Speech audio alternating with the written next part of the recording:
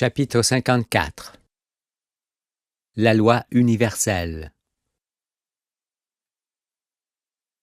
En ce jour de ma visite annoncée, moi l'Éternel, votre Créateur, je m'adresse à vous tous par celui que j'ai appelé au soir du premier monde, pour vous éclairer et vous faire connaître ma volonté dans tous les âges.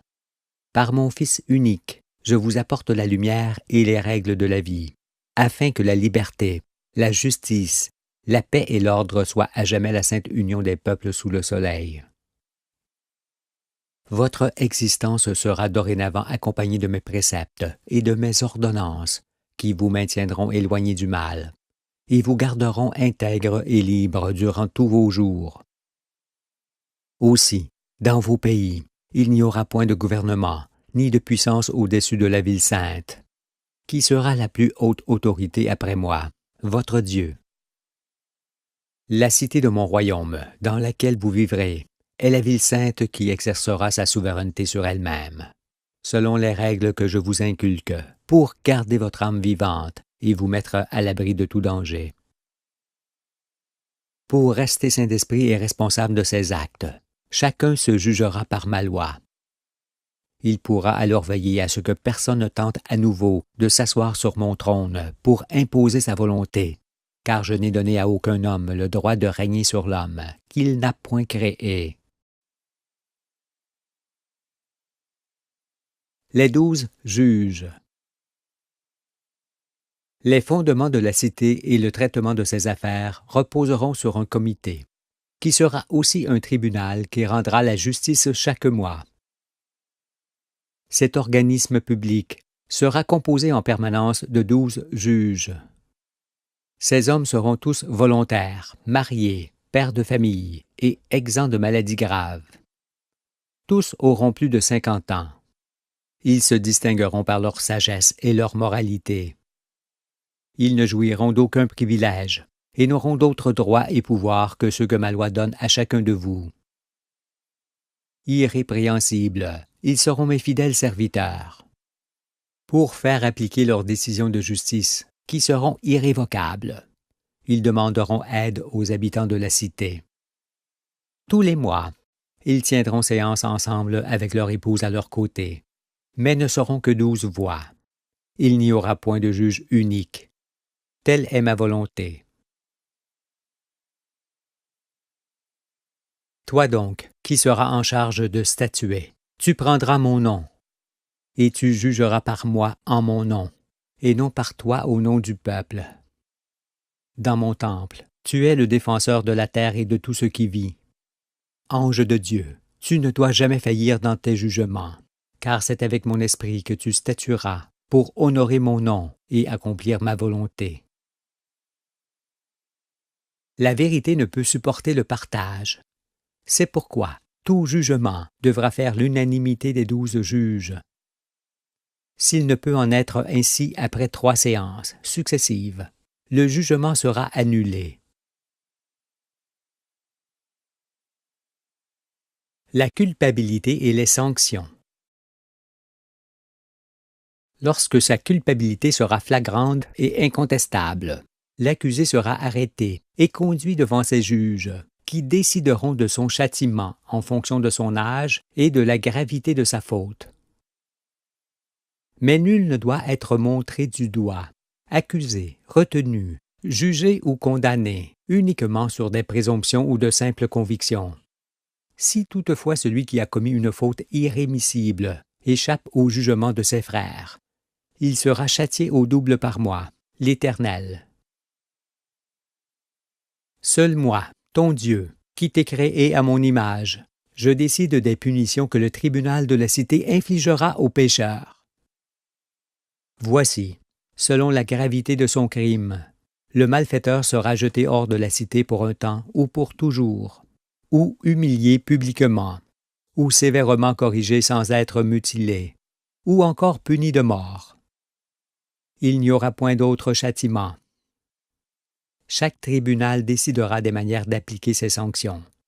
Mais celui qui sera condamné à mort devra quitter le monde loin des regards et hors du territoire de la communauté.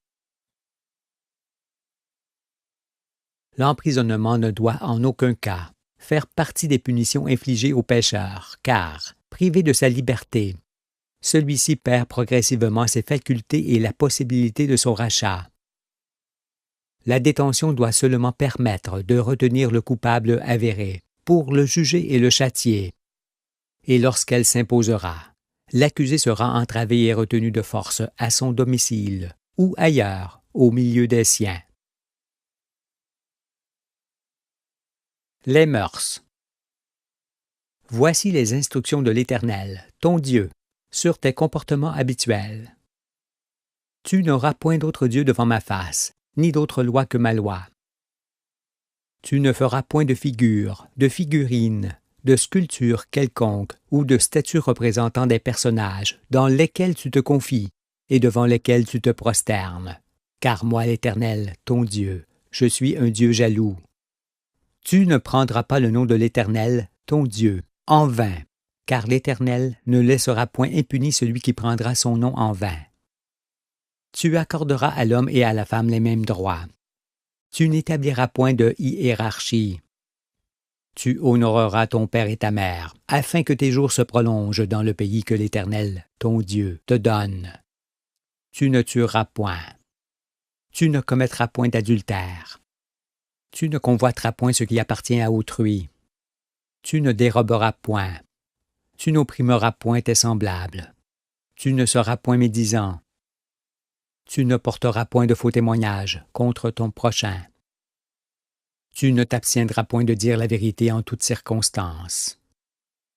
Tu n'œuvreras point dans l'ombre, à l'abri des regards. Tu veilleras à ne mettre personne en danger. Tu interviendras auprès de tout être en difficulté. Tu vivras à l'heure solaire, et tu commenceras l'année nouvelle au solstice d'hiver. Mets en pratique mes anciens commandements et ceux que je prescris aujourd'hui à mon Fils pour qu'il assoie mon royaume. Car, dès ce jour et pour toujours, c'est moi seul l'Éternel, ton Dieu, qui règne sur la terre comme je règne au ciel. Les pratiques interdites. Désormais, vous connaissez votre devenir et celui du monde. Aussi, vous sortirez promptement de votre cité. Quiconque s'aventurera à prédire l'avenir ou prétendra communiquer avec les morts. Ma terre devant rester mon sanctuaire et celui de mes enfants bien-aimés. Vous chasserez également ceux qui s'adonneront à des rites, comme les cérémonies, les pèlerinages, les processions, les célébrations commémoratives, les incantations et les prières collectives. Dans mon royaume, vous repousserez vivement tous ceux qui tenteront de régner sur vous. Au besoin, vous les exterminerez. Vous agirez pareillement envers ceux qui auront l'audace d'établir une chaîne de subordination ou qui essayeront de former une secte, une force armée, une domination, une caste. Pour que vous viviez en paix et que le monde ne connaisse plus l'horreur. Moi, le Créateur du ciel et de la terre, je vous demande d'abolir à jamais toute valeur en argent et de n'utiliser aucune forme de monnaie. Les comportements sociaux. Qu'ils soient hommes ou bêtes, tous les êtres doivent rester dans leur absolue liberté, sans aucune condition préalable venant de toi. N'ayant à conquérir que la connaissance de la vérité, tu seras souverain uniquement dans ton pays, qui est le pays originel du peuple duquel tu descends. Ta race, ton âge ou tes aptitudes ne te rendent nullement supérieur aux autres êtres humains. Si tu t'estimes au-dessus d'eux, je te punirai pour ton orgueil excessif. Tu mettras ton habileté et tes connaissances au service de tes semblables, sans rien leur demander en échange. Alors, je te gratifierai au double de ce que tu auras donné. Rendre la justice, secourir, soigner, aider, enseigner et prendre part aux activités collectives sont des actes honorifiques ne pouvant être rétribués. Tu vivras fraternellement avec tes semblables, en ayant soin de ne gêner personne. C'est là ta ligne de conduite de laquelle tu ne dois jamais t'écarter. Avant de faire une œuvre conséquente, médite sur mes préceptes et consulte tes frères pour leur demander des conseils ou leur assentiment. La protection des personnes. Quel que soit son âge ou son état de santé, tout individu qui sera coupable de la mort d'un ou de plusieurs êtres humains innocents, ou qui tentera de les tuer, ou qui participera à un meurtre, sera puni de mort par le tribunal. Quiconque blessera ou tuera un malfaiteur en train de commettre un forfait ne sera nullement tenu pour coupable. Mais si quelqu'un commet un homicide involontaire sur un innocent par manque de précaution, il devra abandonner ses biens et quitter sa ville pour toujours. Ceux qui commanderont, produiront, détiendront des armes ou autres machines de guerre, ou en feront usage, seront condamnés à la peine de mort et exécutés aussitôt.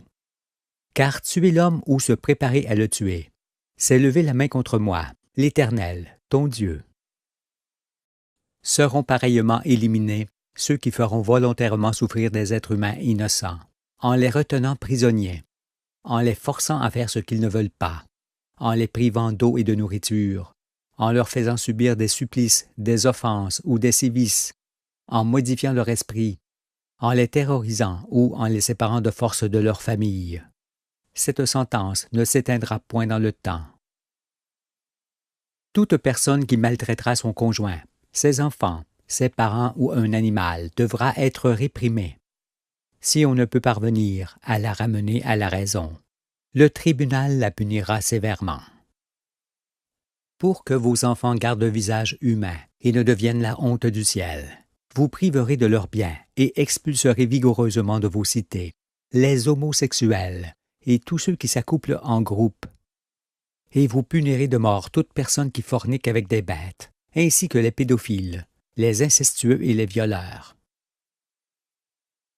Même adolescent, le voleur ou le destructeur restituera au double la valeur de ce qu'il aura dérobé ou détruit. Si après cette sanction, il persiste à commettre des méfaits, il sera extrait du monde. Ainsi, vous empêcherez le développement du mal qui doit constamment être maintenu enseveli sous vos pieds. Tout dommage causé à autrui devra être réparé par son auteur. Mais s'il s'avère que le préjudice est commis par volonté de nuire, l'auteur du délit sera privé de ses biens et expulsé définitivement de la cité, ainsi que toute personne ayant éventuellement contribué au méfait. Cette sanction s'appliquera aussi à ceux qui persisteront à créer consciemment une nuisance quelconque. L'incendiaire volontaire des biens d'autrui ou des forêts est indigne de mon sanctuaire. Il sera puni de mort.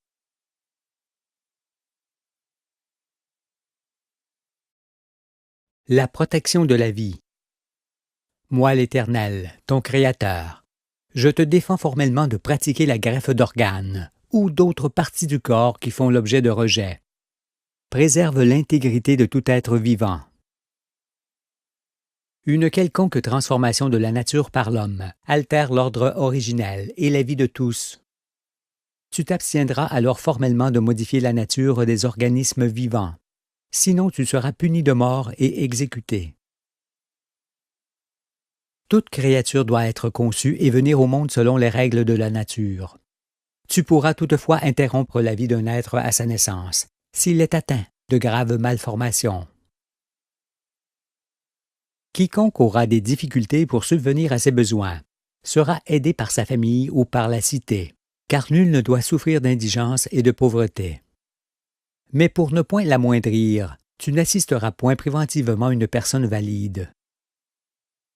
Lorsque tu procéderas à des soins, tu élimineras aussi la cause de la maladie qui est souvent due à l'ignorance et aux activités humaines. Vis en harmonie avec la nature, selon les règles de justice que je t'inculque, et ta descendance deviendra progressivement invulnérable à la maladie. De ta propre initiative, tu n'interrompras point la vie d'une personne condamnée qui meurt lentement, sauf si c'est moi, ton Dieu, qui te le demande en ton cœur et te pousse à le faire. La personne âgée ou l'enfant handicapé sera pris en charge par sa famille et ne sera pas remis en d'autres mains ni en d'autres lieux. Tu ne feras pas avorter la femme qui s'y refuse et qui n'est point victime d'un viol ou d'un inceste. Tu te conformeras à ses désirs d'enfantement. Tous les êtres de ma création sont utiles. C'est pourquoi tu ne feras rien qui puisse faire disparaître de la terre une espèce quelconque. La protection des peuples et des races. Dans mon royaume où vous serez libres, je ne veux point de nation ni de frontières artificielles. Il ne s'y trouvera que des peuples souverains, parlant leur propre langue, et séparés les uns des autres par des limites naturelles. L'union des peuples se fera d'elle-même par la connaissance. Aussi, pour que l'ordre subsiste et maintienne la fraternité entre tous les hommes, chacun d'eux demeurera uniquement dans le pays de ses origines. Tout individu qui abandonnera sa famille et son peuple pour s'établir dans un pays où les habitants sont d'une autre race que la sienne sera considéré comme un lâche. Il sera refoulé par toutes les communautés du royaume. Afin qu'elle soit intègre, ta cité ne sera nullement constituée d'hommes et de femmes de races différentes. Toute personne est une partie intégrante et intime de son peuple, qu'elle ne doit point abandonner. Dans un autre pays que celui qui est à l'origine de ton peuple, tu seras toujours un étranger, un visiteur pouvant y séjourner, mais sans y établir ta demeure, ni procréer. Tu ne prendras pas ton conjoint dans une couleur d'homme autre que la tienne, car le sang mêlé uniformise et affaiblit l'humanité. Ton véritable conjoint se trouve parmi ceux qui te ressemblent. Demande-le-moi, et je te le donnerai. Ailleurs que dans son pays, tout individu est un étranger qui a besoin d'assistance. Sois donc charitable et bienveillant envers l'étranger qui t'honorera de sa présence. Le désir de connaître le monde te poussera toujours à visiter d'autres pays. Toutefois, ne cherche pas à voyager constamment, car le voyage est une récompense qui doit garder toute sa valeur. Chacun parlera sa propre langue et ne fera point un usage courant de la langue d'autrui, car la langue d'un peuple est l'esprit de ce peuple, qui ne doit point être troublé par un esprit étranger. La protection du jardin. Tu ne changeras point le relief, les rivages et les sites de la terre, et tu laisseras couler les eaux librement. Même si elles inondent, tu n'en changeras pas le cours ni leur feras de barrage. Tu utiliseras l'eau pour tes besoins, mais sans en priver ceux qui vivent en aval, ni assécher les lieux où elle se trouve. Pour que tout reste pur et que ta santé ne soit affectée, tu n'utiliseras que des produits naturels pour traiter tes cultures ou enrichir tes champs. Tu seras alors dans l'abondance, car la maladie s'en ira loin de toi. La forêt doit rester sauvage et se développer librement. C'est pourquoi tu ne la cultiveras, ne la débroussailleras, ne la réduiras, ni ne l'agrandiras. Néanmoins, tu pourras prélever en elle ce dont tu auras besoin. Vous n'occuperez point toute la surface de vos pays, afin que les bêtes, les forêts et les lieux humides demeurent dans tous les âges. Chaque ville devra être éloignée le plus possible d'une autre ville. Pour vos besoins, vous pourrez prendre ce qui se trouve sur la surface ou sous la surface de la terre, en veillant toutefois à n'extraire que ce qui se dégrade rapidement, sans occasionner de pollution. Prenez garde à vos travaux, qui ne doivent en rien changer les conditions de vie naturelles des êtres vivants. Ici, dans mon sanctuaire, chaque maison détruira elle-même ses déchets et enfouira ses eaux sales. Mais vous ne collecterez point les ordures de la cité pour les déposer dans un même lieu, ni les eaux sales pour les déverser ensemble dans les eaux propres, qui courent ou qui dorment. Où que ce soit, il ne doit y avoir aucune souillure ni pollution, car l'enfant doit toujours naître dans un jardin pur, pour que l'homme reste pur dans tous les âges. Quiconque polluera la terre, l'eau et l'air sera fortement châtié. S'il persiste à nuire, il sera exécuté. Chaque région est précieuse et doit garder son originalité. Alors tu ne feras point de voies de bitume, de ciment ou de fer qui défigurent les sites, empêchent l'écoulement des eaux, démembrent et dévastent les campagnes. Tu n'en feras point car, modifier la nature, c'est affecter tous les vivants. Tu entoureras tes champs d'une haie, et pour ne point profaner la terre, tu ne la cultiveras qu'avec la force animale ou celle de tes bras. Tu n'utiliseras par ailleurs que les forces naturelles, qui sont largement suffisantes pour tes besoins. Les bêtes et les sites devront tous rester sauvages, tels qu'ils étaient au commencement. Ainsi, le jardin terrestre demeurera éternellement, et ta postérité sera saine et heureuse. La protection des animaux. Écoute-moi, mon peuple. Tu élèveras les animaux sans changer leur genre et leur nature. Tu ne leur donneras point de nourriture qui leur sont étrangères, ni ne les obligeras à manger. Et tu t'abstiendras de faire des expériences médicales sur eux, ou de les élever en les tenant constamment enfermés. Les plantes et les bêtes dont tu te nourriras devront exister aussi à l'état sauvage. Si l'une de leurs espèces ne peut plus se maintenir dans la nature et tend à disparaître, tu n'en garderas pas des spécimens pour les cultiver ou les élever, car il s'agirait d'êtres dégénérés pouvant affecter gravement ta santé. Pour que l'équilibre du monde se fasse, tu laisseras les animaux de toute espèce se multiplier librement. Même si leur nombre t'apparaît élevé, tu ne te mêleras point de leur vie, et tu ne réduiras point leur nombre. Toutes les créatures animales sont indispensables au monde et ont, comme toi, le droit de vivre sur la terre. Aussi, pour rééquilibrer la nature, tu réintroduiras dans ton pays les espèces de bêtes qui s'y trouvaient à l'origine et qui demeurent encore dans le monde. Alors, je te ferai vivre à l'ombre de ma main. Pour ne pas t'assombrir et être juste, tu admettras volontiers qu'une petite partie de ce que tu cultives ou élèves soit mangée par les bêtes des champs.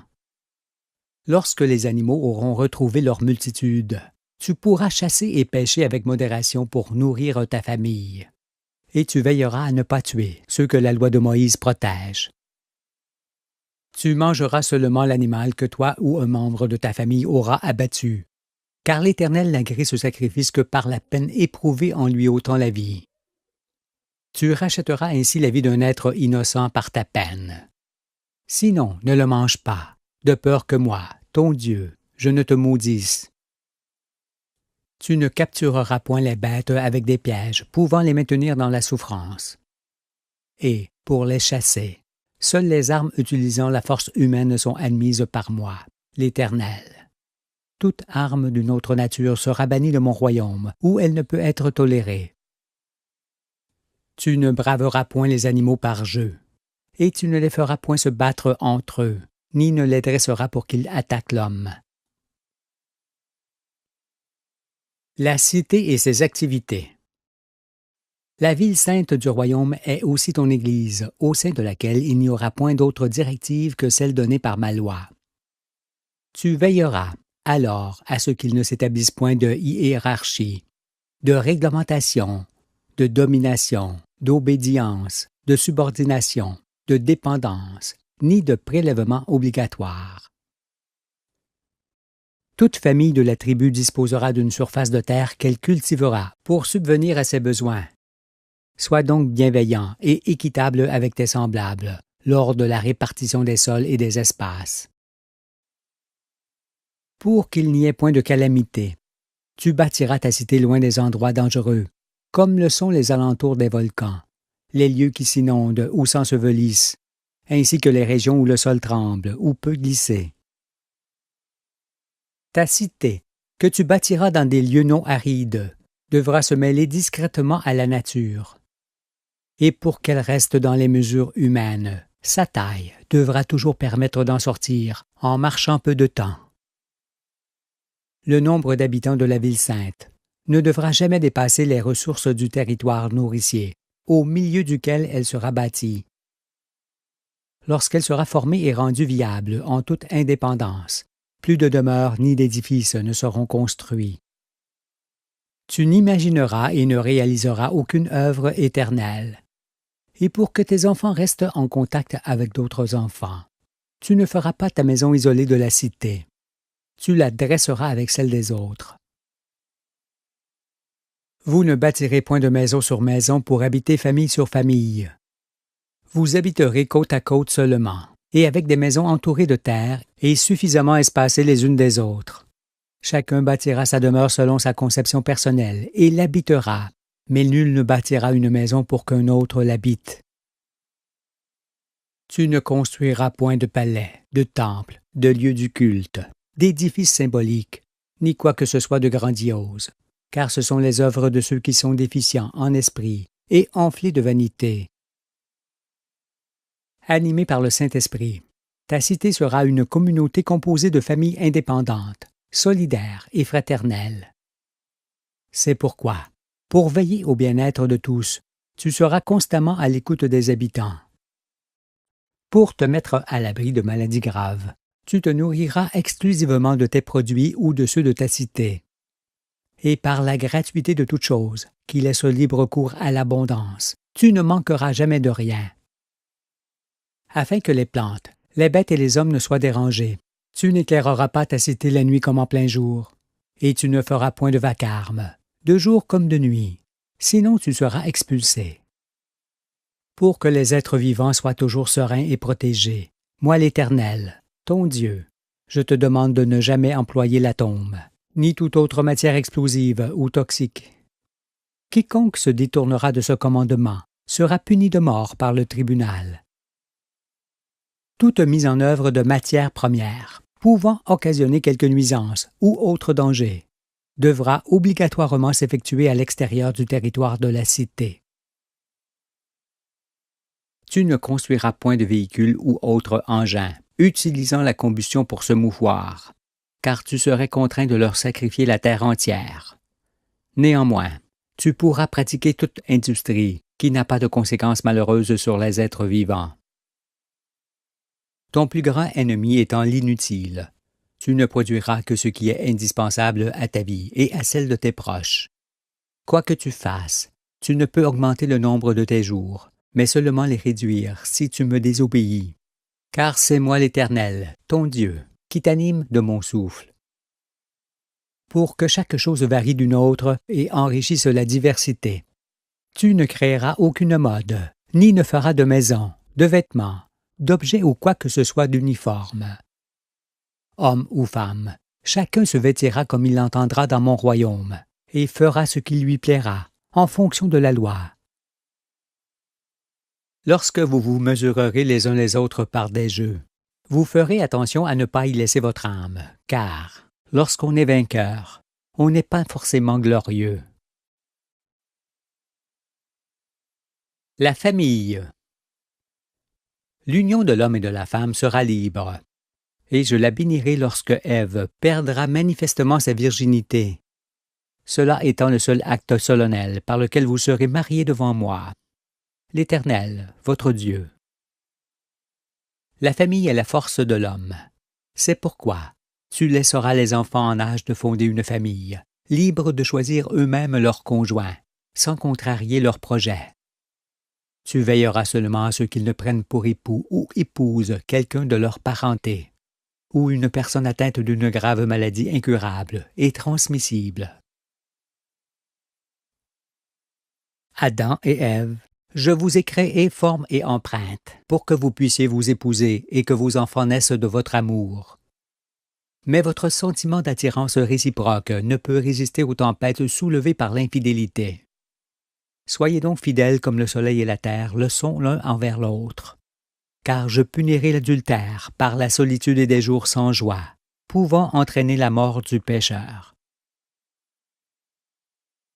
Adam, tu montreras la voie droite aux membres de ta famille, pour que chacun sache où se trouvent les limites qu'il ne doit point dépasser. Ève, tes menstruations sont pour purifier ton sein à des fins d'enfantement, et ta virginité est ton honneur. Reste donc vierge jusqu'à ce que tu fondes une famille, sinon tu altéreras ta réputation et tes jours seront malheureux. Pour créer une famille ou pour d'autres raisons, vous pourrez habiter la cité de votre choix. En raison de quoi, tout nouvel arrivant ne sera nullement considéré comme étranger. En cas de divorce, vous veillerez à ce que vos enfants ou votre conjoint n'en soient des victimes innocentes. Sinon je ne le supporterai pas. Tu ne t'éloigneras point de ton père et de ta mère lorsqu'ils seront âgés, de peur que moi, ton Dieu, je te rejette. Et tu laisseras tes enfants dans leurs mains, car ils sont la mémoire du vécu et les fondations de la tribu. Et quand les portes de leur sens se refermeront, tu comprendras leur défaillance et tu feras preuve de beaucoup d'indulgence à leur égard.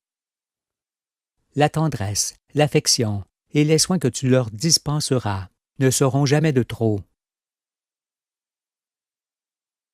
L'éducation. Vous veillerez à ce qu'il y ait toujours parmi vous quelqu'un qui s'élève bien haut, jusqu'à mon autel, pour enseigner la vérité à ceux qui ne le comprennent pas d'eux-mêmes. Car c'est ainsi qu'agirent les prophètes à l'égard du monde, et auquel vous devez votre salut. Quelle que soit l'apparence, l'âge, l'attitude ou la notoriété de la personne avec laquelle tu converseras, tu t'adresseras à elle comme tu le fais avec ton frère ou ta sœur. Et tu t'adresseras à moi, ton Dieu, pareillement, comme un enfant parle à son propre père.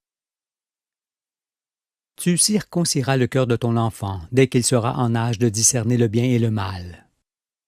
Tu feras attention toutefois de ne pas le forcer à comprendre ou à faire ce qui n'est pas encore à sa portée. Les enfants apprendront l'ensemble des règles du bon usage parlé et écrit de leur langue. Après quoi, ils pourront poursuivre d'eux-mêmes leur ascension et choisir leur chemin par devant moi, l'Éternel. Pour protéger les valeurs de l'existence, tu enseigneras également le respect, la politesse et les bonnes manières à tes enfants.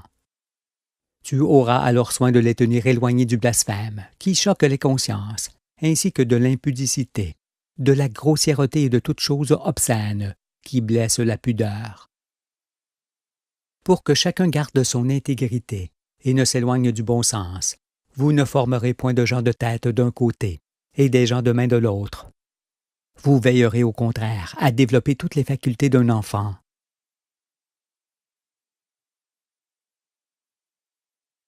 La jouissance des biens et de la liberté. La terre est la mère des vivants, que l'on ne doit point s'accaparer ni vendre. En raison de quoi, toute parcelle de terre appartiendra à celui qui la travaillera ou l'habitera. Tu pourras ainsi poursuivre l'œuvre de tes prédécesseurs. Mais tu n'auras en propre que ce que tu cultives, élèves ou bâtis avec tes mains.